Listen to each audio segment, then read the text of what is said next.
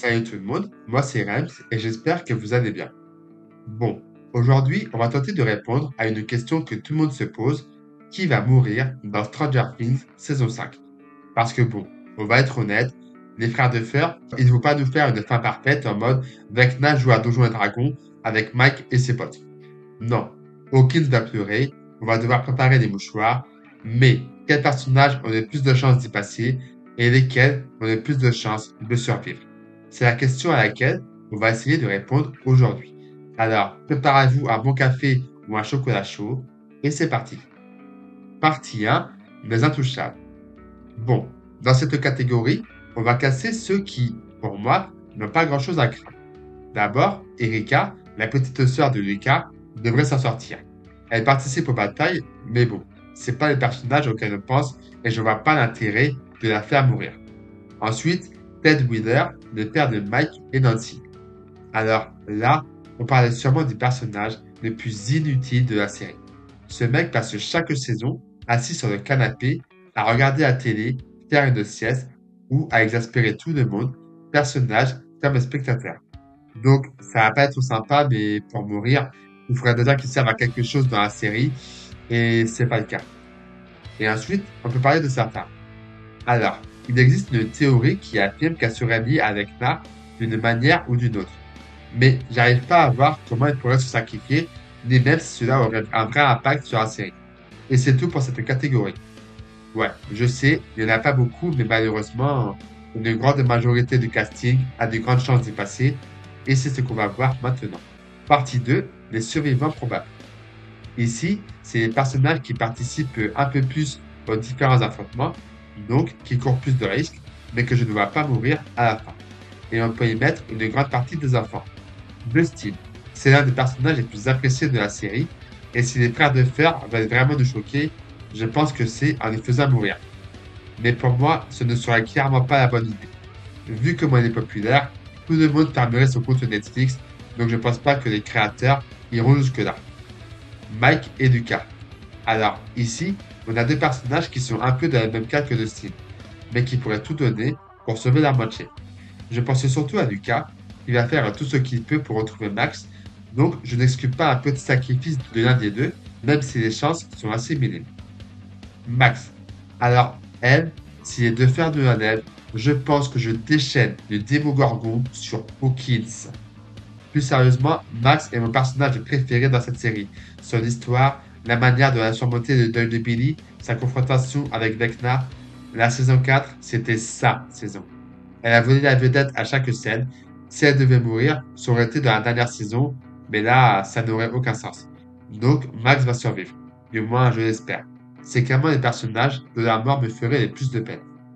Jonathan Byers, un personnage qui participe aussi beaucoup aux différentes batailles, même s'il était un peu en retrait dans les deux dernières saisons. Depuis le début de la série, Jonathan montre qu'il est un grand frère aimant et protecteur envers Will, il a tout fait pour le retrouver, et en plus, il a de chouettes relations avec Nancy. Je pense qu'il va continuer d'aider à sa manière, mais difficile de savoir ce qu'il attend. Ça va dépendre en grande partie de ce qui attend Will dans la saison 5. Mais un sacrifice pour protéger son petit frère n'est pas impossible. Robin et Nancy. Ces deux-là, je ne les vois pas vraiment mourir. Elles vont continuer d'enquêter ensemble sur Vecna, mais c'est tout. Au pire, on pourrait se dire que Nancy a un lien avec Vecna et que ça pourrait la mettre en danger, mais j'y crois pas trop. Et enfin, pour faire la transition avec la partie suivante, on peut parler rapidement de Murray. Il n'est pas aussi populaire que d'autres personnages, mais il a su être utile quand il le fallait, notamment quand il a des Joss à sauver Hopper. C'est vraiment le gars dont personne ne parle, qui n'est pas autant populaire que les autres, le mec que personne ne voit venir, et c'est justement la raison pour laquelle il pourrait y passer. Bref, dans cette catégorie, je pense que les personnages que j'ai cités sont assez safe, mais qu'ils ont tous une petite micro-chance d'y passer. Notamment Lucas ou pourquoi pas Jonathan, qui pourrait créer la surprise. Et pour la suite, on va vraiment parler des personnages qui sont en grand danger. Accrochez-vous. Partie 3, les sacrifices tragiques. Aïe aïe aïe, préparez-vous, on entre dans le dur. Joyce Byers et Jim Hopper. Je les mets ensemble parce qu'ils sont un peu dans le même cas tous les deux. Joyce a tout donné pour ses fils, Hopper est déjà mort une fois, l'un des deux pourrait faire un sacrifice ultime pour sauver Will ou Eleven. Mais si je devais en désigner un, ce serait Joss. Tout simplement parce que Jim a déjà été supposé mort dans la saison 3 et qu'il a survécu, donc je pense que ce serait un peu redondant.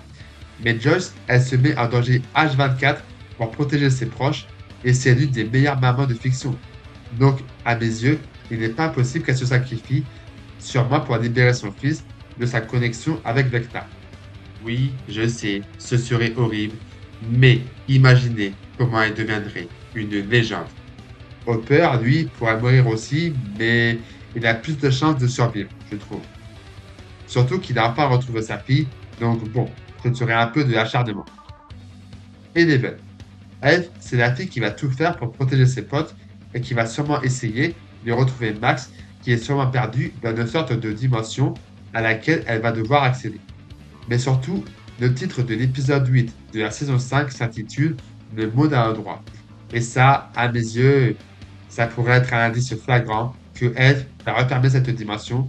Mais quand on sait que ses pouvoirs peuvent avoir un impact sur sa santé, ça risque d'être un peu trop dur à supporter pour elle. Imaginez, elle qui ferme les portails pour éliminer Vecna, Mike qui lui dit qu'elle va s'en sortir, et elle lui répond avec un petit sourire en coin, les amis se disent la vérité. Oh bordel, j'ai des frissons rien que d'imaginer cette scène. Après, je suis mitigé parce qu'elle mérite une fin heureuse après tout ce qu'elle a vécu. C'était un cobaye de laboratoire, entraîné pour devenir une arme, elle s'est battue contre Vecna, elle a sauvé le monde par 2 fois, elle mérite clairement d'avoir une vie normale. Mais, si je suis honnête, il y a de fortes chances qu'elle ne survive pas à la saison 5. Et c'est aussi le cas pour un autre personnage, Will Byers. Alors, lui, c'est un peu différent. Depuis la saison 1, il est toujours au centre du danger, il est lié au monde à l'envers, au flagelleur mental et à Vecna. Il aura un rôle le plus important dans l'histoire, c'est clair. Il y a même des théories comme quoi il deviendrait les méchants de la saison 5. Il a plus de chances que 90% des personnages de mourir, tout le monde le pense, mais justement, n'est-ce pas un peu trop évident? Pour moi, Will, c'est un peu comme Elf, il mérite de vivre en paix. Will aura un rôle crucial de la confrontation finale avec Vecna, il va morfler, mais je pense qu'au dernier moment, quelqu'un fera le sacrifice final pour le protéger, et comme je l'ai dit plus haut, ça pourrait être Joyce ou pourquoi pas Jonathan.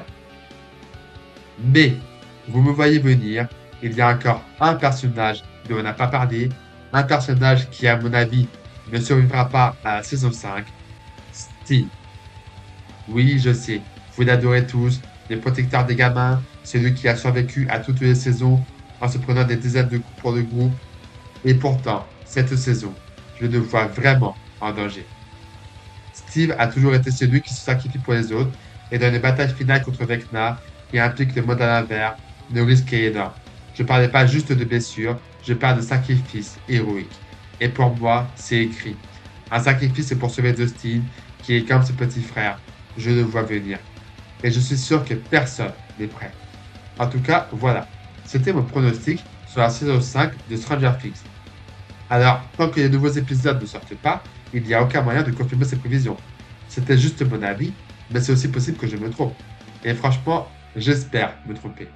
N'hésitez pas à me dire ce que vous en pensez, et si vous-même, vous avez des théories sur la prochaine saison de Stranger Things. Sur ce, je vous souhaite une bonne journée ou soirée. Moi, c'est Rems, et je vous dis à très bientôt dans notre multiverse. Ciao!